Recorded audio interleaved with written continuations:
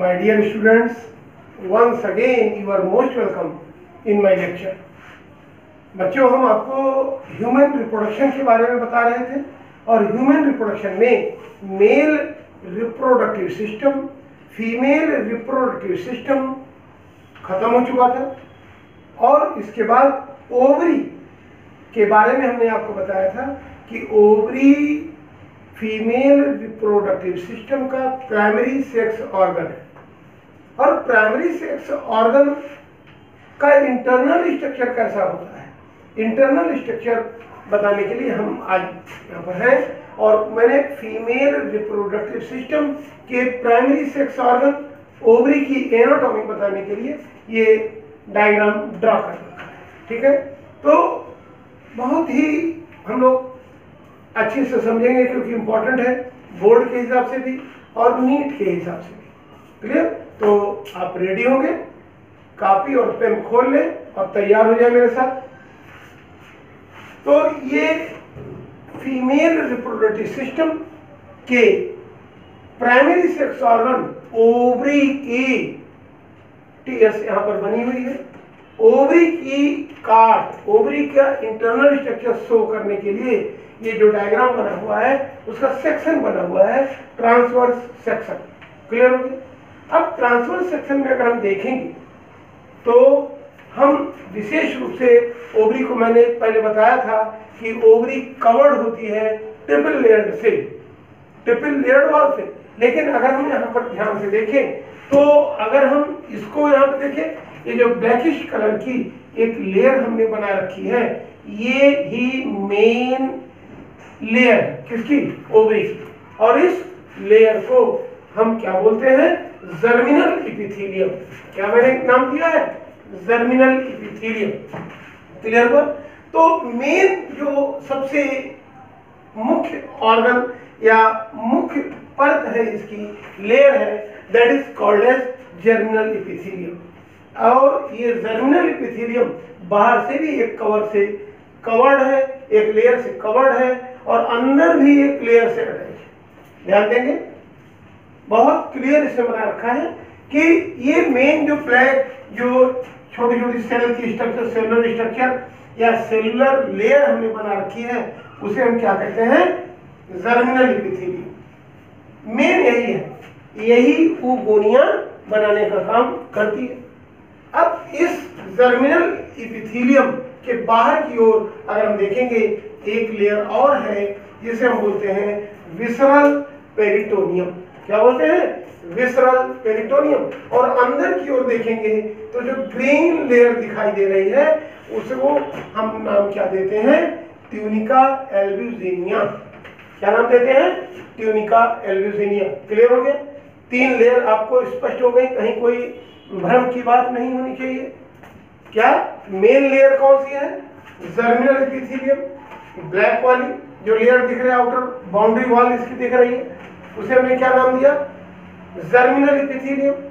Germinal epithelium अपनी बाहर की ओर एक विसरल पेरिटोनियम लेयर से कवर होती है और अंदर की ओर ट्यूनिका एल्ब्यूजिनिया नामक लेयर से कवर होती है। तो कुल मिलाकर ट्रिपल लेयर ये पूरी की पूरी ओवरी हमारी होगी। क्लियर हो गया? कहीं कोई दिक्कत नहीं।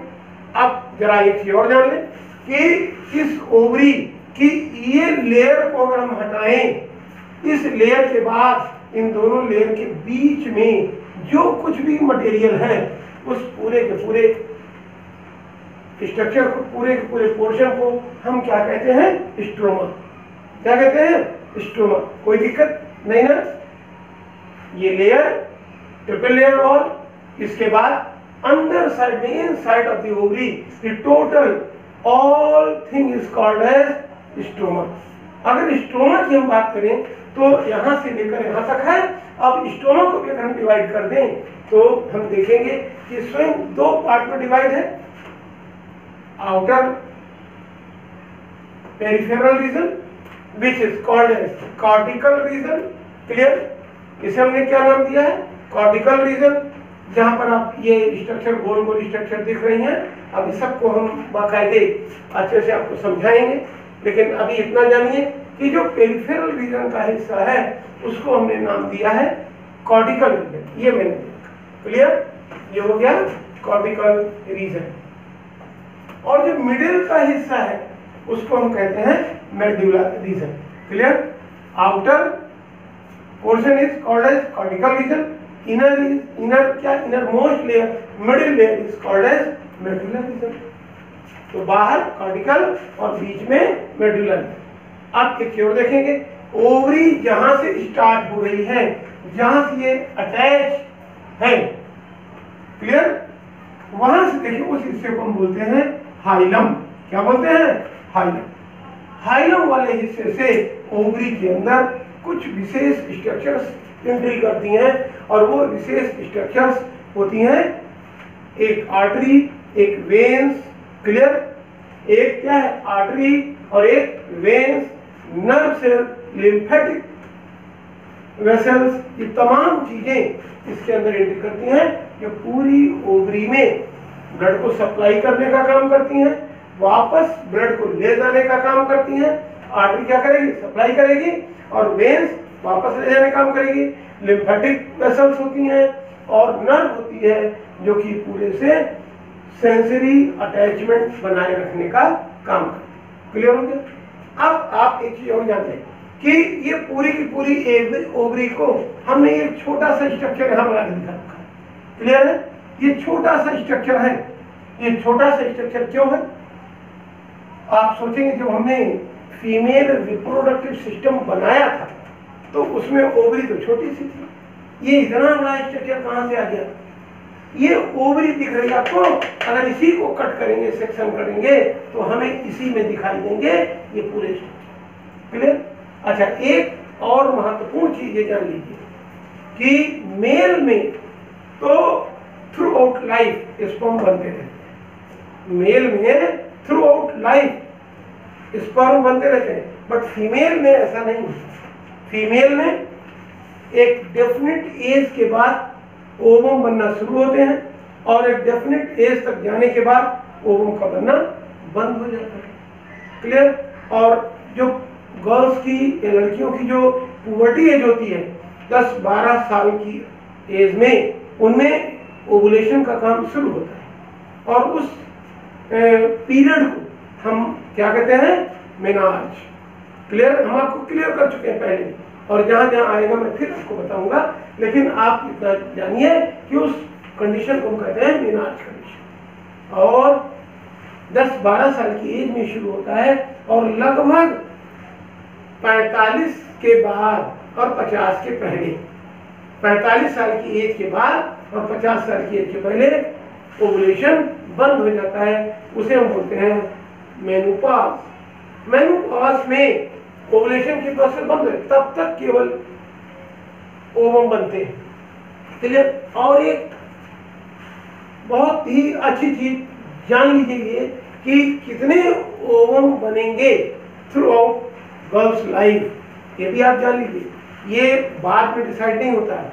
जब गर्ल्स एम्ब्रियोनिक कंडीशन में होती है, अपनी मदर के एम्ब्रियो के अंदर, क्लियर, जब फीमेल चाइल्ड या लड़की अपने मदर के गर्भ में या वोम में डेवलपिंग कंडीशन में होती है, उस समय ही ये डिसाइड हो जाता है कि इसमें कितने ओवम बनेंगे। कितने ओवम बनेगा?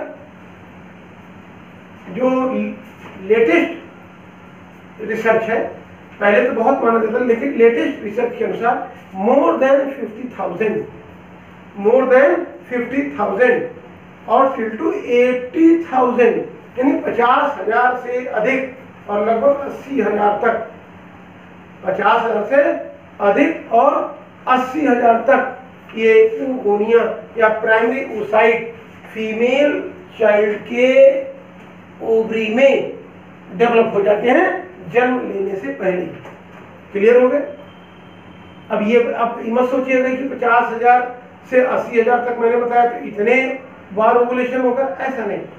इनमें से काफी डैमेज हो जाते हैं, काफी ये डैमेज हो जाते हैं, और एक डेफिनेट टाइम इंटरवल के बाद में ये ओवुलेशन की प्रोसेस में पार्ट प्ले करते हैं।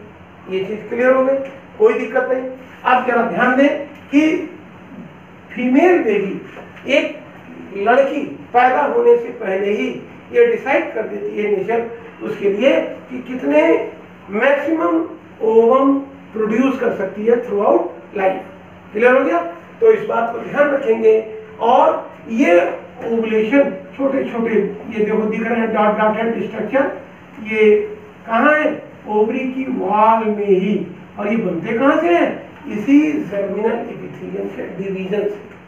क्लियर हुआ? जर्मिनल एपिथेलियम के डिवीजन से।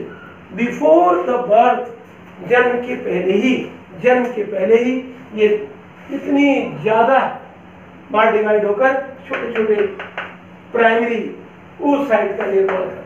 क्लियर हो गया? और टाइम पर ये डिस्टर्ब भी होते हैं, खत्म भी होते जाते हैं, और बर्थ के समय ही, जब लड़की पैदा होती है उस समय बर्थ के समय ही ये काफी कुछ खत्म हो चुके होते हैं। और लगभग अपनी लाइफ में 10-12 साल की एज के बाद, लगभग 45 से 50 साल की एज के अंदर ये मैक्सिमम, अगर कोई कहे कि कितने बार ओवम रिलीज करती है, कितनी बार ओवुलेशन प्रोसेस होती है, तो मैक्सिमम 400-450 ओवुलेशन की प्रोसेस से ये गुजरती है। क्लियर हो गया? यानी इतनी जो मैंने बताया कि 50,000 to 80,000, इनमें से एक्टिव कितनी रह पाती हैं? ये मैक्सिमम 450 या लेस देन 450, अप्रॉक्सीमेटली 400। क्लियर हो गया? तो इतनी बार ही ओवुलेशन की प्रोसेस के दौरान ये बनते हैं, ओवम को प्रोड्यूस करते हैं। तो ये चीज क्लियर हो गई। अब हम जरा एक चीज बताएं आपको कि ये ओवरी के अंदर ये छोटे छोटे जो दिखाई दे रहे हैं, यही क्या है? Primary oocyte। अब इसमें इस डायग्राम में देखें तो ये जो दिख रही है, ये छोटे छोटे स्ट्रक्चर, यही प्राइमरी oocyte हैं। हम चाहे जितने बना दें कोई दिक्कत की बात नहीं है। ये क्या है? Primary oocyte। क्लियर हो गया? ये क्या है?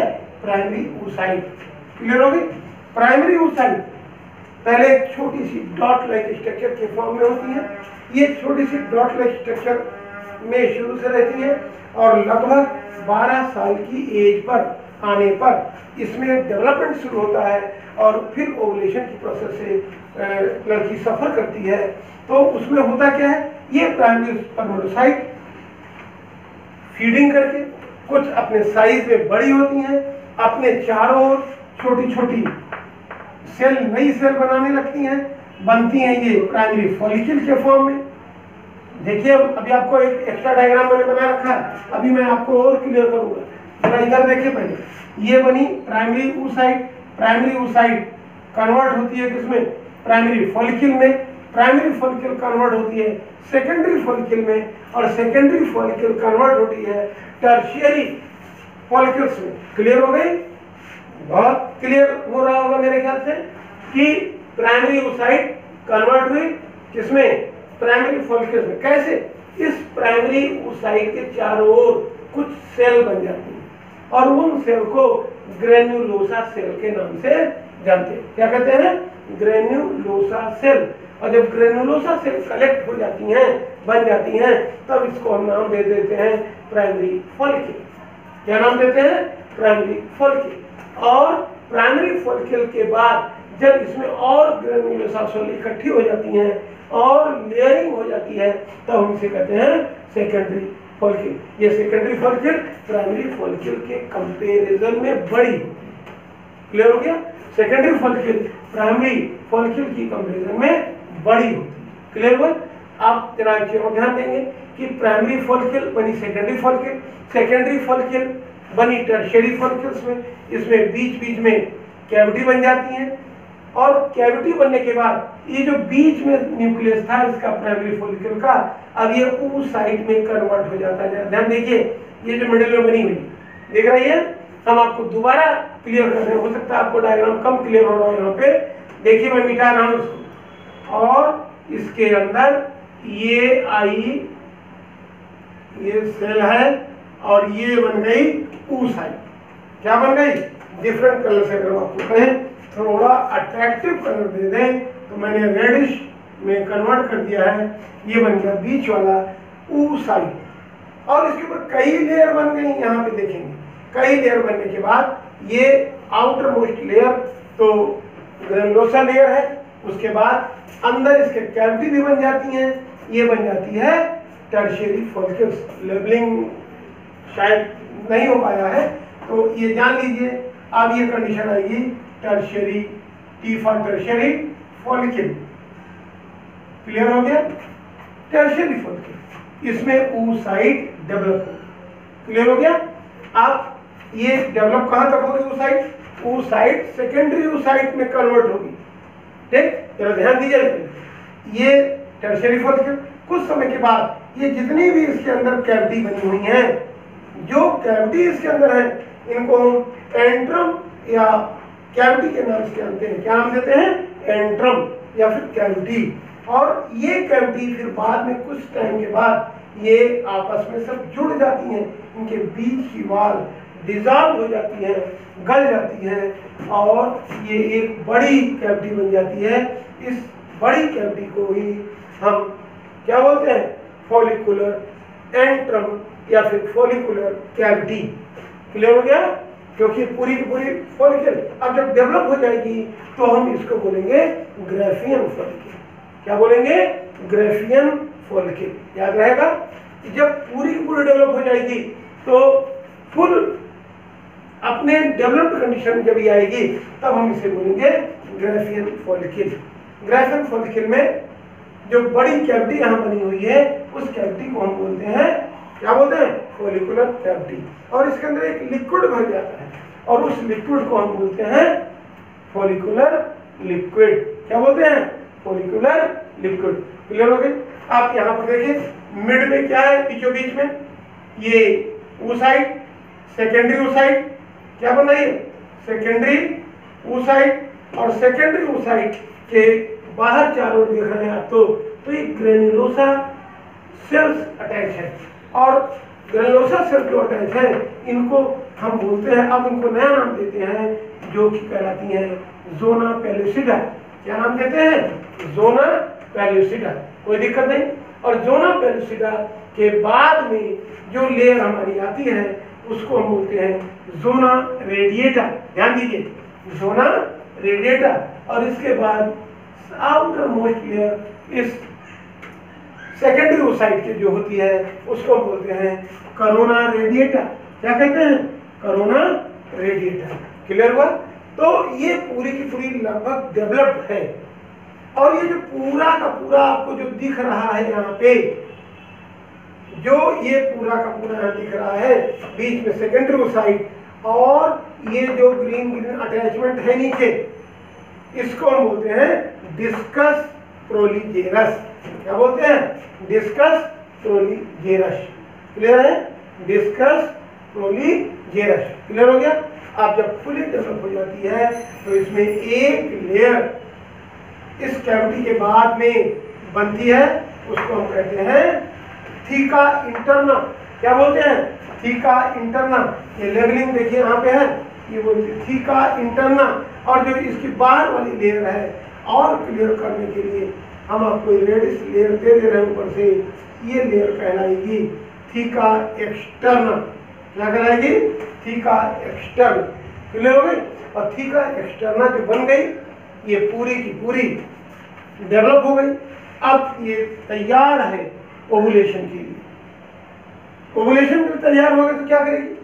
कोई विशेष काम नहीं। इसका मेन काम क्या है कि ये जो बड़ी हो गई, अब ये वाल से अटैच हो जाएगी और उसके इतनी बड़ी हो गई, अटैच होने के बाद में ये रप्चर कर जाएगी, फट जाएगी। रप्चर करके फट जाएगी और फटने के बाद इसमें से सेकेंडरी oocyte, ये देखो सेकेंडरी oocyte बाहर आ गया और बचा हुआ जो मटेरियल है वो एक नई ग्लैंड में कन्वर्ट होगा। वो ग्लैंड कहलाएगी कार्पस लुटियम। ये कैसी ग्लैंड है? ये येलो कलर की ग्लैंड होती है जिसे हम बोलते हैं कार्पस लुटियम। क्लियर हो गया? अब ये कार्पस लुटियम लगभग 10-12 दिन तक हाई अमाउंट में प्रोजेस्टेरॉन हार्मोन को सीक्रेट करती है। और ये प्रोजेस्टेरॉन हार्मोन जो सीक्रेट इतनी ज़्यादा होती है कि ये निकलती रहती है यूरिन में। अच्छा, दूसरी चीज ये जान लीजिए, ये जो सेकेंडरी oocyte निकली है ये ओवुलेशन हो गया। इतनी पूरी की पूरी प्रोसेस अप्रॉक्सीमेटली 14 डेज में कवर होती है। कितनी होती है? 14 डेज, 14 दिनों में इतनी कंडीशन ये कवर हो पाती है और 14 दिनों के बाद ये ओवुलेशन हो जाता है। ओवुलेशन होने के बाद ये आगे बढ़ेगा, निकलेगा बाहर। निकलने के बाद जो अंडवाहिनियां होती हैं या जो से डक्ट होती हैं, फेलोपियन डक्ट, समझ रहे हैं? आपको बताया था हमने, याद आ गया होगा आपको। फेलोपियन डक्ट जो उसकी फिमरी होती हैं, जो फिंगर लाइक स्ट्रक्चर्स होती हैं, वो ओवा को या सेकेंडरी oocyte को कैप्चर कर लेती है। सेकेंडरी oocyte को कैप्चर करने के बाद उस सेकेंडरी oocyte को अब ये आगे बढ़ाती है एम्पुला। एम्पुला के बाद में इस्थीमस रीजन में ले जाती हैं, जो कि जंक्शन प्लेस होता है। और जंक्शन प्लेस पे ये वेट करेंगी लगभग 1-2 दिन तक, किसका? स्पर्म का। और स्पर्म आ गया तो ये फिर उससे फ्यूज होगी और फिर मैच्योर ओवम में कन्वर्ट हो जाएंगी और फिर इसका फर्टिलाइजेशन हो जाएगा। फर्टिलाइजेशन होने के बाद ये चला जाएगा यूट्रस में, इम्प्लांटेशन होगा। और अगर इनका फर्टिलाइजेशन नहीं हुआ तो न फर्टिलाइजेशन होने के कारण अब ये फिर वेजाइना के रास्ते पहले यूट्रस में जाएंगे, यूट्रस से होते हुए सर्विक्स से होती हुई वेजाइनल केनाल से होती हुई ये बाहर निकल जाएंगी अगले लगभग 14 दिन में। कुल मिलाकर के अब आगे का 14 दिन का जो काम है वो किसका है? इनका या तो ये मैच हो गया, इनका फर्टिलाइजेशन हो गया, और फर्टिलाइजेशन नहीं हुआ तो अगले 14 दिन के बाद ये शरीर से बाहर निकल जाए। ठीक है? और उसको ये बोलते हैं मेंस्ट्रुअल साइकिल। क्या बोलते हैं? Menstrual cycle. क्यों कहते हैं मेंस्ट्रुअल साइकिल? इसको हम बताते हैं अभी, पहले इतनी चीज जान ली। और अगर इसका फर्टिलाइजेशन हो गया, अगर फर्टिलाइजेशन हो गया तो ये चला जाएगा यूट्रस में, इम्प्लांट होने के लिए इम्प्लांटेशन हो जाएगा। और फिर ये corpus luteum progesterone hormone secrete करता है। क्यों? क्योंकि ये प्रेगनेंसी को मेंटेन करने के लिए सारे सिम्टम्स को रेडी करेगा। क्लियर? मेरी बात समझ में आ गई? और इसकी इतनी अधिक अमाउंट यूरिन के द्वारा शरीर से बाहर निकलती है कि उसे यूरिन टेस्ट से पता लगा लिया जाता है। और लगभग 15 दिन 20 दिन के बाद आप यूरिन टेस्ट कराएं, अगर ये सही सलामत है कार्पस लुटियम तो प्रोजेस्टेरॉन हार्मोन सीक्रेट करेगा। और उस प्रोजेस्टेरॉन हार्मोन का यूरिन टेस्ट करने से हमें प्रेगनेंसी का टेस्ट हो जाता है। क्लियर हो गया? तो प्रेगनेंसी टेस्ट हो जाएगा। और अगर ये नहीं हुआ तो कार्पस लुटियम तो पहले जो एलोइस ग्लैंड बनी थी वो कुछ समय के बाद ये डिजनरेट होना शुरू कर देगी। क्या शुरू कर देगी? डिजनरेट होना शुरू करेगी। और डिजनरेट होने के बाद ये व्हाइट कलर की एक रेसिडुअल फॉर्म में बची हुई अवशेष ग्लैंड बचेगी। इस अवशेष ग्लैंड को हम कार्पस एल्बिकेनस के नाम से जानते हैं। क्लियर हो गया? तो ये पूरी की पूरी प्रोसेस कितने दिनों में होती है? 28 दिनों में लगता है।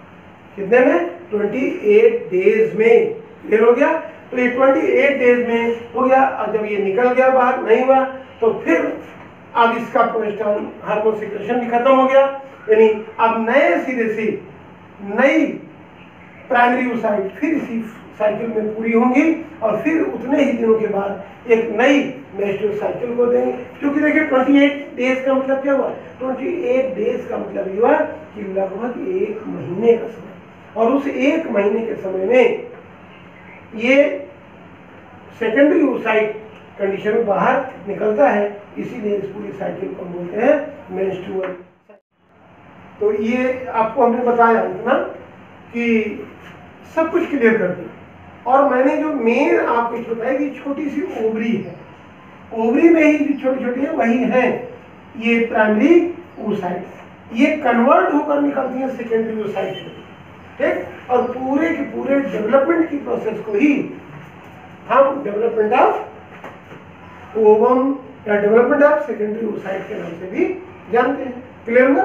अब इन पूरी की पूरी प्रोसेस को हमने आपको यहाँ पे ले आए। जरा देखिए ध्यान से क्लियर करके। ये जो प्राइमरी oocyte छोटी सी दिख रही है आपको, क्लियर है? मुझे लगता है दिखाई भी दे रही होगी।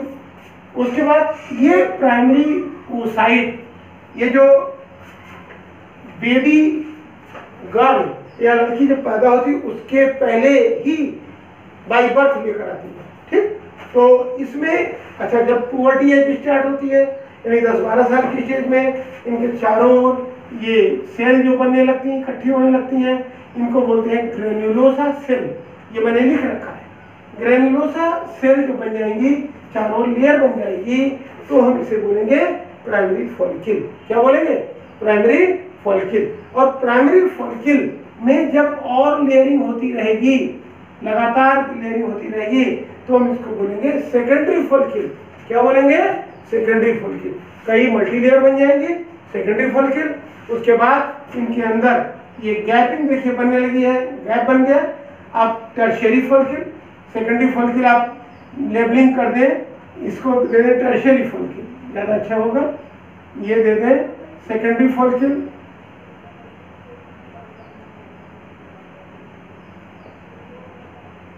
और ये दे दें टर्शियरी फॉलिकल। क्या दे दें इसको हम? Tertiary, T for tertiary follicle. नहीं, टर्शियरी लिख दिए, फॉलिकल नीचे लिखा हुआ है,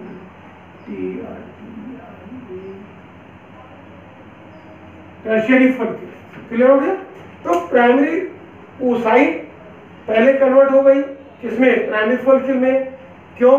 ग्रेन्युलोसा सेल की कवरिंग से। जब ग्रेन्युलोसा सेल मल्टी लेयर्ड हो गई तब सेकेंडरी फॉलिकल, फिर इनके अंदर जो देख रहे हैं आप कैविटी बन गई, टर्शियरी फॉलिकल। और फिर ये जो कैविटी है हमने सब एरो से शो कर रखा है, और फिर ये सारी की सारी जो कैविटी बटी हुई है, इनके बीच की वाल डिजनरेट हो जाएगी और पूरी की पूरी मिलकर एक बड़ी फॉलिकल बन जाएगी। इसको हम एंट्रम या फॉलिकुलर कैविटी बोलते हैं। क्या बोलते हैं? एंट्रम या फॉलिकुलर कैविटी। अब आ गई है बारी किसकी? कंप्लीट डेवलप्ड फॉलिकल की। और कंप्लीट डेवलप्ड फॉलिकल हम बोलते हैं ग्राफियन फॉलिकल को। ग्राफियन फॉलिकल में क्या है? सब चीजें वही हैं। देखिए जो यहाँ पर प्राइमरी oocyte का अंदर का न्यूक्लियस था, जिसे हम oocyte कहते हैं, oocyte जो कि त्यों है, ठीक। पोलर बॉडी भले बन जाएगी इसमें, और कुछ नहीं बनी, छोटी सी बनी है। उसके बाद चारों लेयर है, मल्टी लेयर, ये अटैच है नीचे। इसके बाद जो ये लेयर बनी थी किसकी? Outer layer. जो आउटर लेयर थी वो कंप्लीट वेल डेवलप्ड लेयर हो जाएगी, और ये कंप्लीट वेल डेवलप्ड लेयर जो है ये आपको कहलाएगी थीका इंटरनल। क्या कहलाएगी? Theca internal. ये देखिए रेडिश कलर वाली है, थीका इंटरनल। और इसके बाद एक लेयर और बन जाएगी ग्रीन कलर वाली, theca external. Theca external. Clear हो गई? और ये जो पूरा का पूरा अटैचमेंट यहाँ एक लड्डू जैसा रखा हुआ है, ये लड्डू जैसी चीज है। इस लड्डू जैसी चीज को हम क्या बोलते हैं? डिस्कस प्रोलीगेरस। क्या बोलते हैं? डिस्कस प्रोलीगेरस। क्लियर हो गई? तो ये कंप्लीट फॉलिकल है, और कंप्लीट ग्राफियन फॉलिकल के बनने के बाद इस कंडीशन की ये ग्राफियन फॉलिकल ये है, यहाँ पर बनी, इसके बाद यहाँ आएगी। अब ये रैप्चर के लिए तैयार है, फटने के लिए तैयार है, ओवुलेशन के लिए तैयार है। और जब ओवुलेशन होगा तो इसके अंदर की सेकेंडरी oocyte निकलकर बाहर आ जाएगी, और इसका जो बचा हुआ हिस्सा है वो बचा हुआ हिस्सा क्या बना देगा? एक एलोइश ग्लैंड बना देगा, और वो एलोइश ग्लैंड कहलाती है कार्पस लुटियम। याद रहेगा? क्या कहलाती है? कार्पस लुटियम, जो प्रोजेस्टेरोन हार्मोन का सिक्रेशन करती है, जो प्रेगनेंसी के कैरेक्टर्स को मेंटेन करने का काम करते हैं। अगर प्रेगनेंसी नहीं हुई तो ये कार्पस लुटियम डीजनरेट हो जाएगी और एक व्हाइटिश ग्लैंड के रूप में शेष बची रहेगी, और ये व्हाइटिश ग्लैंड कहलाती है कार्पस एल्बिकेनस। कार्पस एल्बिकेनस।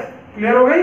ये कार्पस एल्बिकेनस ये धीरे डिजेनरेट हो जाएगी और फिर नए सिरे से नए ओवरी में ओवुलेशन के लिए नया काम शुरू होगा। हाँ, तो ये चीजें क्लियर सब कुछ हो गई। मैंने आपको ये बता दिया कि primary oocytes, primary follicle, secondary follicle, tertiary follicle और फिर ये ग्रेफिन फॉलिकल के रूप में पूरी की पूरी चीज तैयार हो जाती है। ठीक, मुझे लगता है कि सब कुछ समझ में आया होगा। एक चीज ये जान ले कि ये जो ओवरी है, जितनी इसमें प्राइमरी oocyte है, सब में यही प्रोसेस होती है। सारी प्राइमरी oocyte में यही प्रोसेस रिपीट होने के बाद सेकेंडरी oocyte कन्वर्ट होती हैं और फिर ये रिलीज होती हैं ओवुलेशन में। अच्छा, दूसरी चीज ये आप देख रहे होंगे कि स्टेप बाय स्टेप आगे नहीं बढ़ रही हैं, वो सब उसी प्लेस पे ही पूरी होती हैं। ओवरी मूव नहीं करेगी, ओवरी के अंदर ना तो ओवरी मूव करेगी और ना ही इसमें प्राइमरी oocyte या प्राइमरी स्ट्रक्चर्स मूव करेंगी। ये कंडीशन अलग शो करने के लिए हमने आपको थोड़ा आगे पीछे करके दिखाया है ताकि आपको सारी चीजें क्लियर हो सके।